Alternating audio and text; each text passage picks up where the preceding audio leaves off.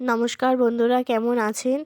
আশা করি সকলে ভালো আছেন। সকলকে জানাই নতুন বছরের শুভেচ্ছা, শুভকামনা ও ভালোবাসা। সকলের নতুন বছরটা ভালো কাটুক। চলে এসেছি আবার একটা নতুন রেসিপি নিয়ে, চিলি চিকেন। চিলি চিকেনের জন্য প্রথমে টুকরো টুকরো করে মাংস নিয়ে নিয়েছি। এর মধ্যে দিয়ে দিয়েছি নুন, লঙ্কা গুঁড়ো, আদা রসুন বাটা, ভিনিগার ও একটা ডিম। সমস্ত উপকরণ দিয়ে মাংসটা ভালো করে ম্যারিনেট করে রাখবো। এরপরে দিয়ে দেবো কর্নফ্লাওয়ার ও ময়দা। কর্নফ্লাওয়ার ও ময়দা দিয়ে আবার ভালো করে ম্যারিনেট করে রাখবো। এরপরে একটা কড়াইয়ে তেল গরম করে এরপরে মাংসগুলো পকোড়ার মতন ভালো করে ভেজে নেব। রেসিপিটা বাড়িতে অবশ্যই একবার ট্রাই করে দেখবেন। আশা করি ভালো লাগবে। ভালো লাগলে লাইক, কমেন্ট ও শেয়ার করতে ভুলবেন না। চিকেনগুলো হালকা আঁচে ভাজবেন যাতে ভালো করে সিদ্ধ হয়। দিয়ে লাল লাল করে ভালো করে ভেজে চিকেনগুলো তুলে নেবেন।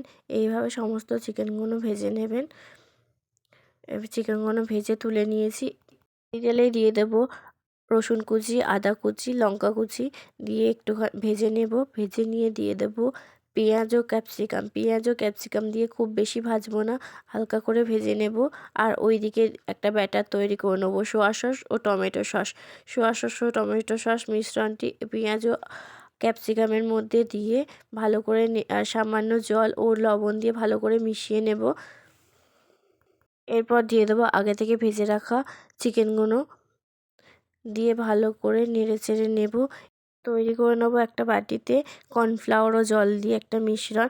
এরপর চিকেনগুলোর মধ্যে কর্নফ্লাওয়ার মিশ্রণটা দেবো যেন গ্রেভিটা গাঢ় গাঢ় হয়।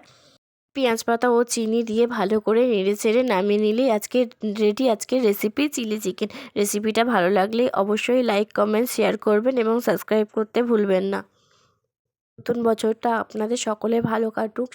নমস্কার, ভালো থাকবেন, সাবধানে থাকবেন, সকলে সুস্থ থাকবেন। ফিরে আসবো আবার একটা নতুন রেসিপি নিয়ে।